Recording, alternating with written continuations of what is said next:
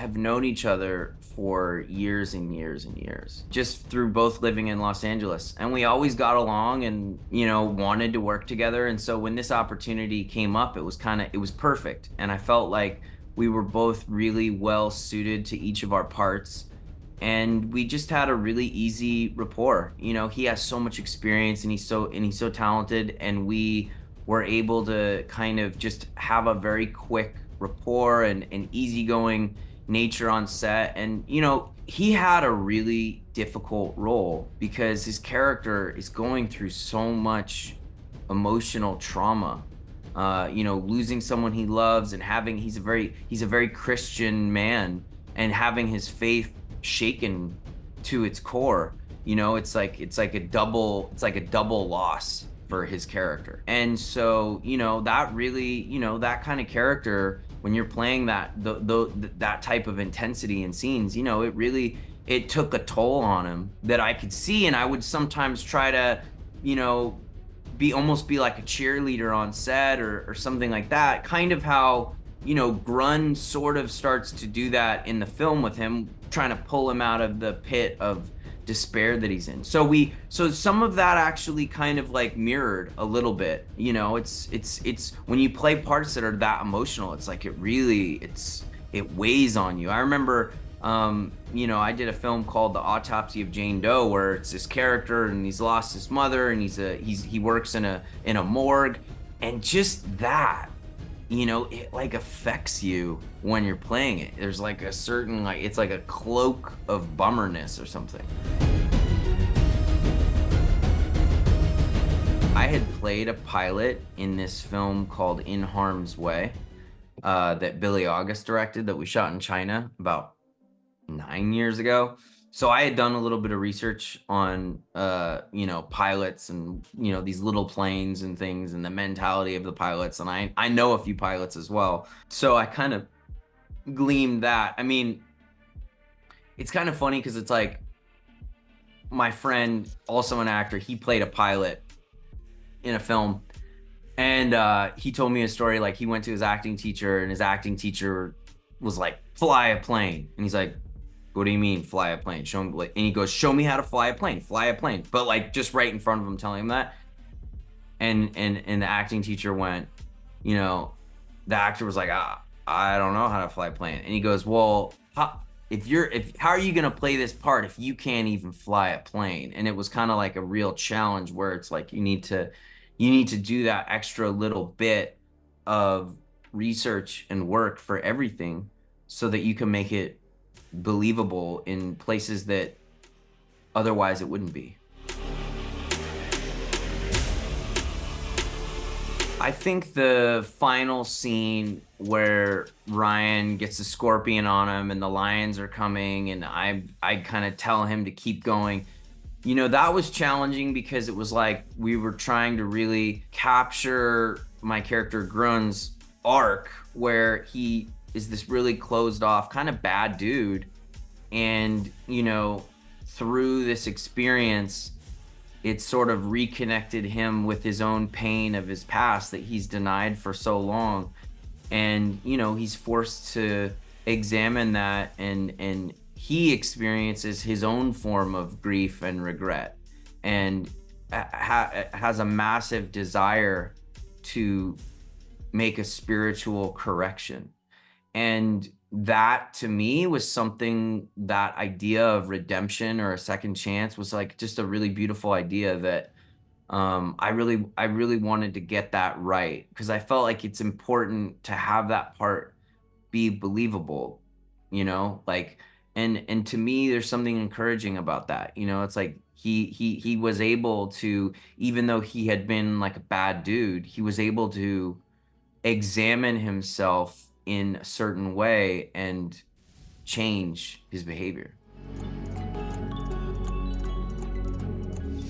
It's kind of funny to me that, like when I was in movies like The Girl Next Door, or, little indie movies where I'm like the local strange kid, like The Mudge Boy or something, I never thought that I would like get offered all these tough guy kind of roles. It's like, yeah, you're the pilot with the big knife on your belt, I mean, or you're the Navy SEAL, or you're the cop, or, I've played, or you're Clyde Barrow and Bonnie and Clyde. Like I've played a lot of, kind of rough characters in a certain sense, or tough characters.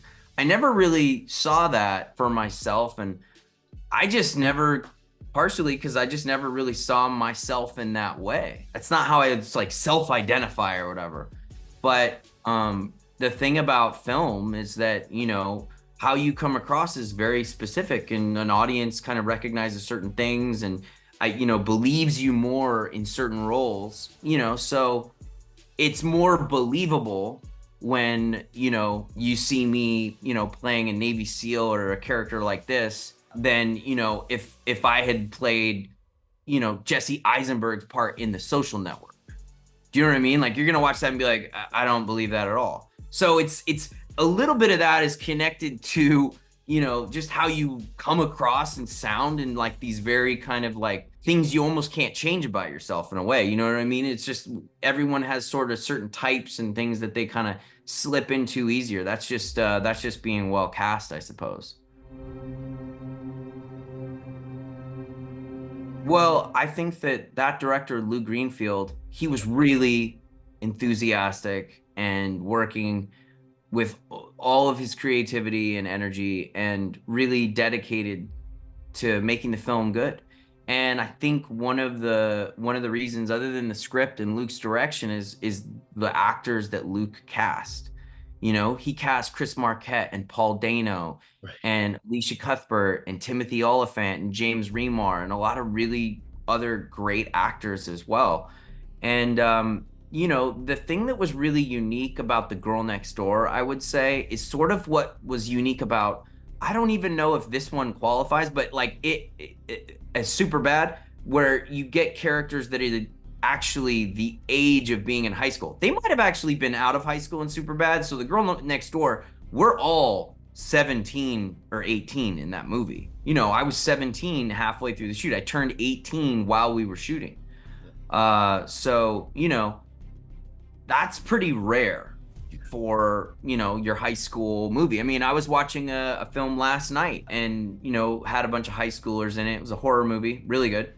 But the kids, like, none of them looked like they were actually in high school at all, like at all.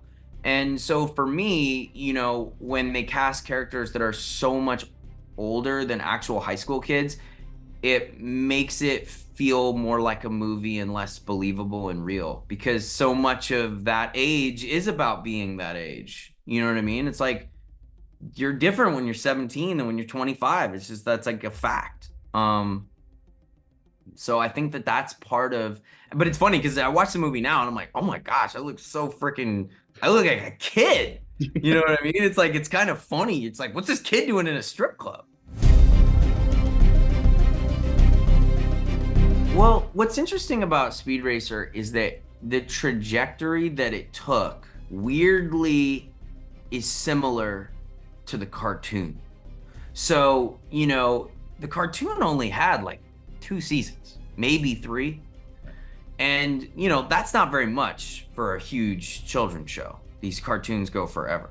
So it had kind of a relatively short run. But over the years, it just gained this cult following, I mean, I think like Kurt Cobain was obsessed with Chim Chim and had a bunch of Chim Chim stickers on his guitars. And, it became almost like a part of the pop culture, oh, you Speed Racer, there was, it really kind of became, a part of the culture.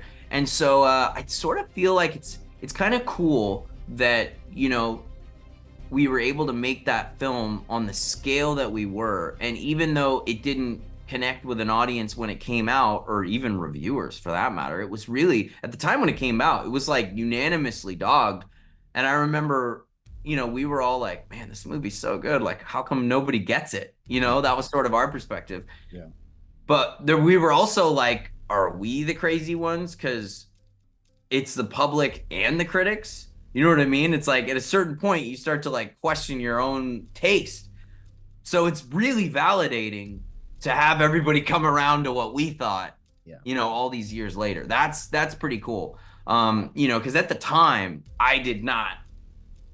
I mean, I could never have known that the way that the film is regarded now would be a reality. I think that there was something too about the visuals that, it was like motion captured a lot, and they did really unique stuff with the environments where they got these 3D cameras and they photographed all these famous landmarks around the world. So when you're watching a lot of these race sequences, you're not watching like CGI created things. You're watching actual photographic 3D real things that have been scanned into computers from photographs and then collaged together. So, like they'd never really done that before in a movie.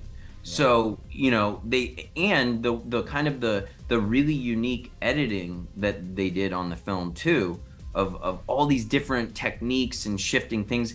It had a lot of aesthetic elements that audiences just at the time were totally not used to in any way. But since the years have gone on, those techniques have been used and employed in many, many other different films now. So when you watch the film now, aesthetically, it's not as jarring Right. as it was back then. And so I feel like a lot of audiences now are able to sort of just watch the movie, and it's not necessarily like a new aesthetic thing. They just watch the film and appreciate the story a bit more in a way, because there's been so many films with kind of wild effects that's not like the first glaring thing that they think about when they watch the film. I've always wanted to work with Steven Spielberg. I just rewatched Jurassic Park like 3 nights ago, and it's just so good. Yeah. It's just like every frame of that movie is just so iconic and classic, and he's so brilliant. I remember I visited a friend, Jamie Bell, on the set of Tintin. Oh yeah.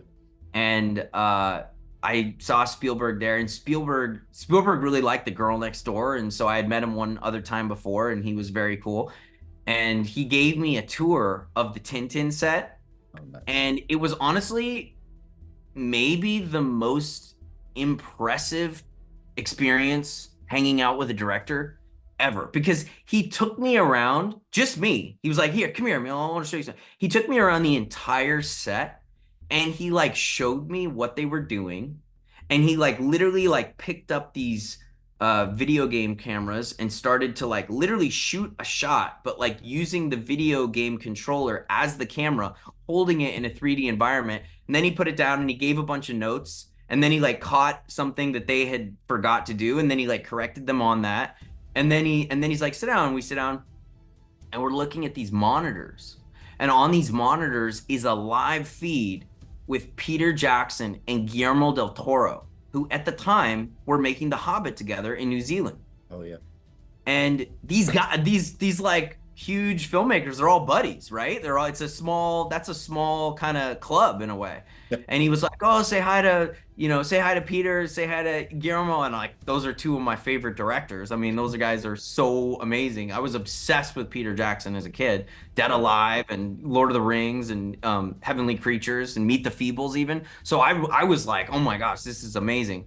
And then it was funny because Spielberg was telling me that next door they were shooting Avatar, because it was like in the Marina del Rey, and he was talking about James Cameron and how James Cameron was like a scientist who would just like obsess and calculate forever and ever, and how he had just an incredible amount of patience.